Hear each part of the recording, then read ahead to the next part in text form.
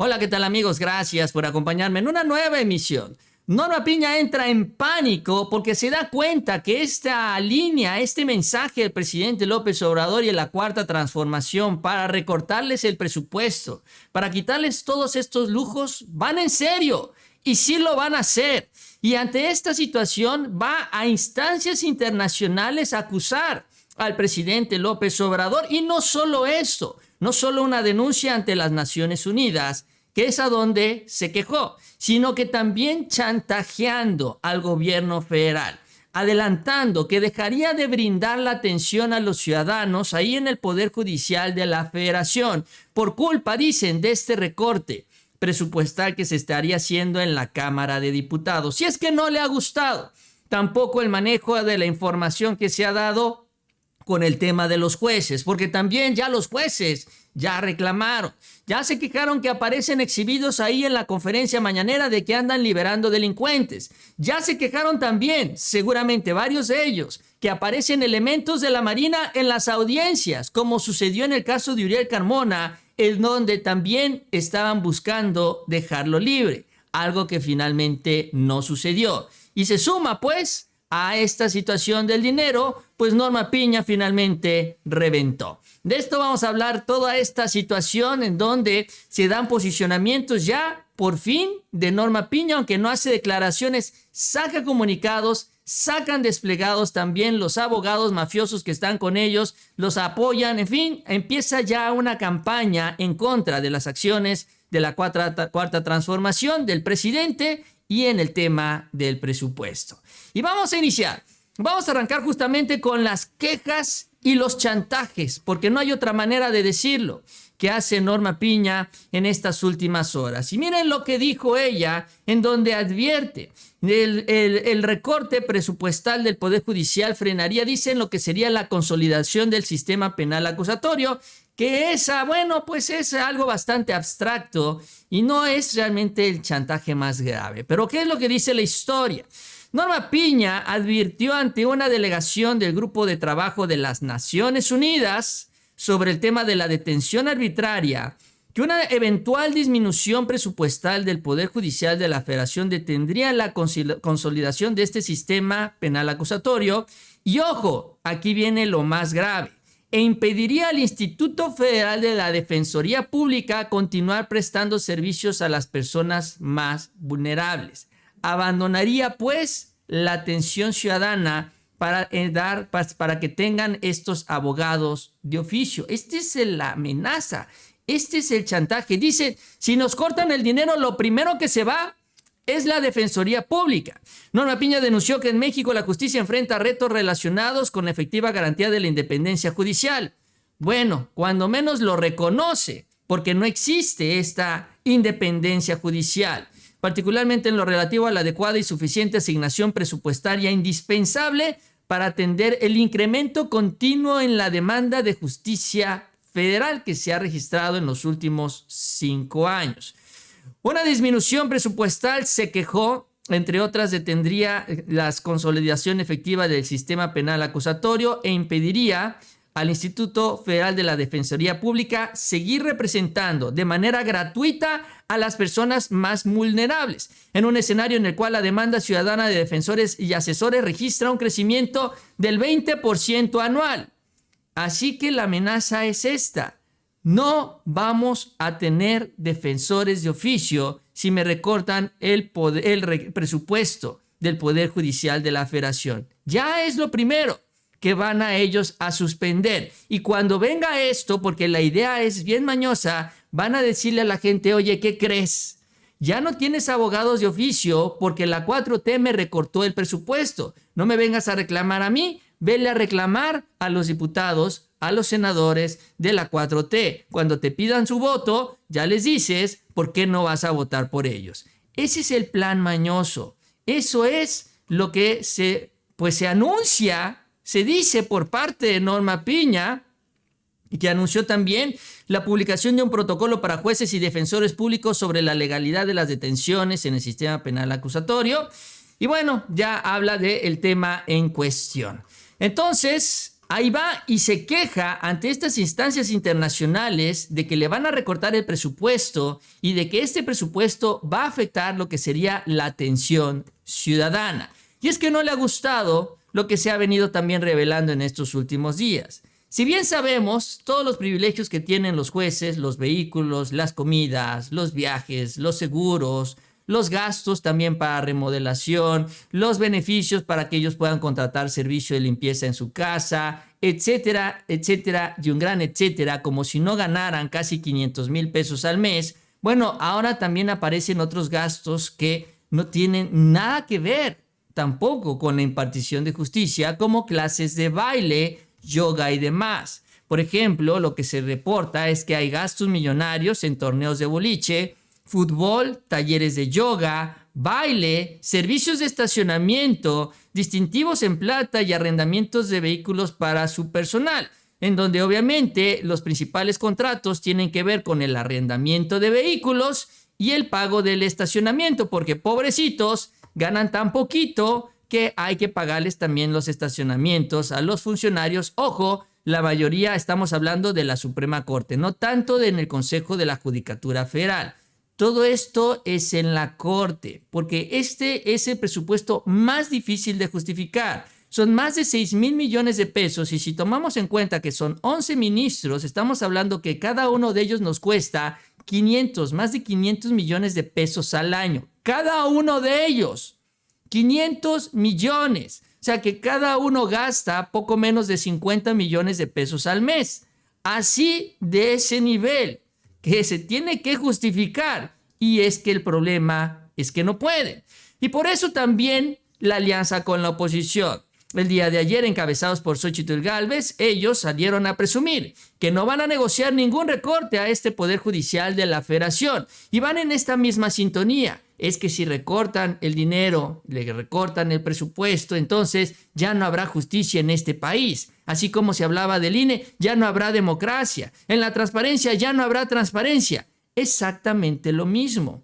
En esta alianza que tienen desde hace tiempo, PRI-PAN, justamente con la Suprema Corte, Xóchitl salió a decir que no van a aceptar y no van a negociar nada de esto. Y de manera muy breve lo mencionó así en un decálogo que presentó la oposición el día de ayer. Segundo, para el Frente, la ley sí es la ley. Por ello, el presupuesto del Poder Judicial no es negociable. Pues es la postura de la oposición, ¿no? Esa es la postura también de Xóchitl Gálvez, que les ha prometido más y más dinero. Esa es la propuesta. Ya incluso ella presentó una iniciativa para que se le garantice un piso mínimo a la Suprema Corte y al Poder Judicial de presupuesto y quitarle esta facultad al Poder Legislativo. Ahora, además de esto, reacciones, por ejemplo, Hamlet Almaguer responde al decálogo que presentó la oposición y que dio a conocer Xóchitl Gálvez con algunos datos que también pues, son para el análisis, por decirlo menos. Por ejemplo, dice, está a favor la oposición que el pueblo de México regale a los jueces casi 90 millones de pesos para lentes, 24 millones para el bono del Día de la Madre, 26 millones para el Día del Padre, 235 millones para vestuario, y no es precisamente uniformes, porque eso no hay en el Poder Judicial, 902 millones para traslados, 282 millones para custodiar los traslados, 56 millones para pagarles las rentas de sus casas o departamentos. O sea, también eso es lo que se paga con el presupuesto. Les pagan todos a los funcionarios del Poder Judicial de la Federación. Funcionarios que ganan muy bien y varios de ellos que ganan más que el presidente López Obrador. Y aún así tienen este beneficio adicional. Y no habría tanto cuestionamiento, creo yo.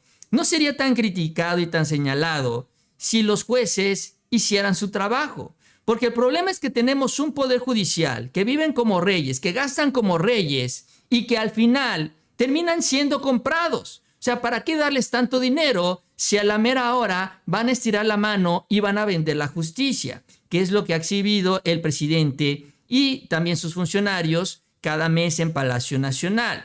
Ahora, por ejemplo, en el reporte de quién es quién en los jueces que liberan a delincuentes, el subsecretario Luis Rodríguez Bucio habló de 3 casos en lo particular: de Juan Collado, de Emilio Lozoya y del fiscal Uriel Carmona. Casos de alto perfil en donde hay muchos intereses políticos y económicos detrás. Estamos hablando también de miles de millones que están en juego, sobre todo en el caso de Emilio Lozoya. Por ejemplo, en el caso de Juan Collado, Bucio señaló que el juez Aquiles Villaseñor determinó cesar la medida cautelar de prisión preventiva justificada, aun cuando él mismo reconoció que hay riesgo de sustracción, es decir, que hay riesgo de fuga de este señor, pero lo reconoció y aún así le quita esta medida. Es que es increíble las contradicciones. En el caso de Lozoya, señaló que el juez Alarcón López finalmente ordenó la suspensión del procedimiento que se lleva a cabo en contra suya, al incluirlo en el caso de Alonso Ancira, señalando que como Alonso Ancira ya está pagando su deuda con Pemex por estos negocios, ya Emilio Lozoya no la tiene que pagar. Pero para tomar esta decisión utilizó un criterio que no tiene mucho que ver con este caso, que es la denuncia que hace Luis Rodríguez Bucio, en donde señala esta irregularidad. Y en el caso de Uriel Carmona, ni se diga, es un verdadero desastre este asunto del fiscal de Morelos, en donde ha recibido amparos a diestra y siniestra, asegurando que tiene fuero, cuando la misma Suprema Corte ya dijo que no tiene fuero para las acusaciones en el fuero común y solo tiene la protección para el fuero o acusaciones del fuero federal.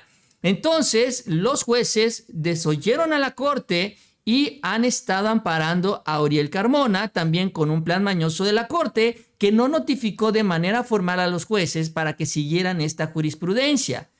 Toda una tranza que incluso llevó a que ante la eventual liberación de Uriel Carmona, la Marina se movilizara y acudiera directamente a la audiencia de Uriel Carmona, lo cual también generó muchísimas reacciones porque ahí estaban los elementos de la Marina esperando a ver qué decidía el juez, si liberaba o no al fiscal de Morelos ante una nueva acusación que se hizo ahora por parte de la Fiscalía General de la República, que finalmente logró vincularlo a proceso. Pero así de ese nivel también ya la presión que están recibiendo los jueces, no solo mediática, sino también en sus propias salas de audiencia. Y esto efectivamente ha causado preocupación porque les van a quitar el dinero, les van a quitar varios beneficios y además también los terminan exhibiendo por estas decisiones. Y entonces Norma Piña sale a hacer control de daños. Sale a apapachar a sus jueces, a decir, no, a ver, espérese, tranquilos, esa es parte de la chamba,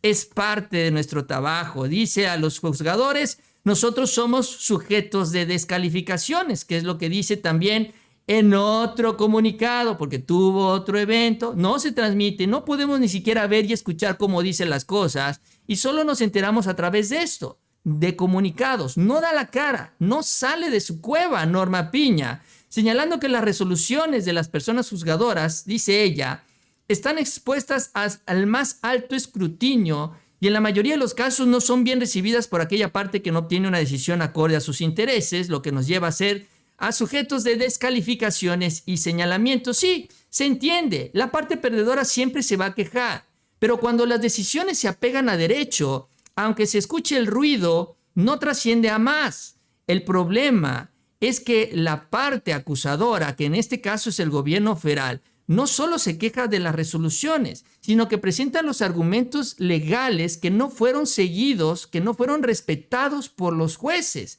Ese es el problema, y eso en cuanto al gobierno federal. Pero en este país sabemos que el que tiene dinero tiene justicia y el que no termina en la cárcel. Y eso no lo dice el presidente y eso no es de ahora, solo que la situación ha venido empeorando y Norma Piña no mueve un solo dedo para mejorar este problema en el Poder Judicial de la Federación.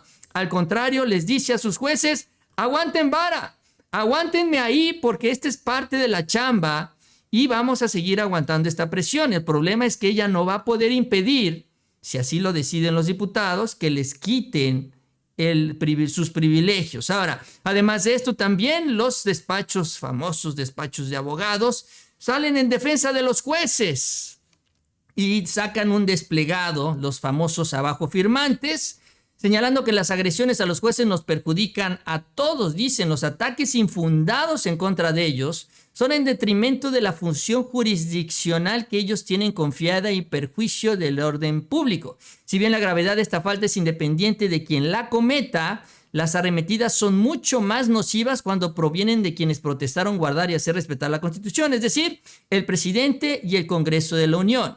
Incluso en el comunicado, ellos salen a justificar, porque hablan de los contrapesos. Les encanta decir esta palabra, los contrapesos. Pero ellos reconocen, y esto es lo que ellos quieren y lo que están protegiendo, que los demás poderes, el legislativo y el ejecutivo, tienen que someterse a las decisiones de los jueces del Poder Judicial. Sí, que un pelado se pone por encima de la votación de 500 legisladores, sí, y eso es lo que ellos salen a defender. Este es el status quo que ellos quieren mantener, y por eso también está esta estrategia para defender a los jueces. ¿Por qué? Porque los diputados van a aprobar lo que será la ley de ingresos y el presupuesto de egresos. Y no lo duden ni tantito que van a empezar a caer amparos y que eventualmente ya en medio de todo esto ya se tiene planeada una estrategia legal para frenar los recortes al Poder Judicial. No lo duden ni tantito. Y ahora lo que también están tratando de hacer es justificarse ante la opinión pública de que estas acciones es para defender al país, sobre todo de los actos autoritarios, que eso es lo que dicen del Poder Legislativo, cuando es la facultad del Poder Legislativo decidir cuánto le da a cada una de las instituciones del Estado mexicano, incluyendo a los poderes constitucionales. Eso está en la Constitución. No es un acto no es un acto así de, como dicen ellos, autoritario, es la facultad. Pero bueno, esto es ahora lo que ocupa a Norma Piña, porque sabe muy bien que no tienen los votos en el Pleno, no se necesita la mayoría calificada, y por más que llegue ahí a hacer berrinche Xóchitl Gálvez, saben que solo se va a quedar en esto, en el berrinche, que si Morena decide quitarle 15,000 millones o más al poder de Norma Piña, se los van a quitar con la mano en la cintura. Aunque ahí están ya los chantajes, ahí está la advertencia. ¿Qué es lo primero que va a recortar Norma Piña? No van a ser los privilegios, sino la atención a los ciudadanos. Va a sacrificar la justicia con tal de seguir ella disfrutando de sus clases de baile. Increíble, pero bueno, pues esa es la actitud que se está presentando.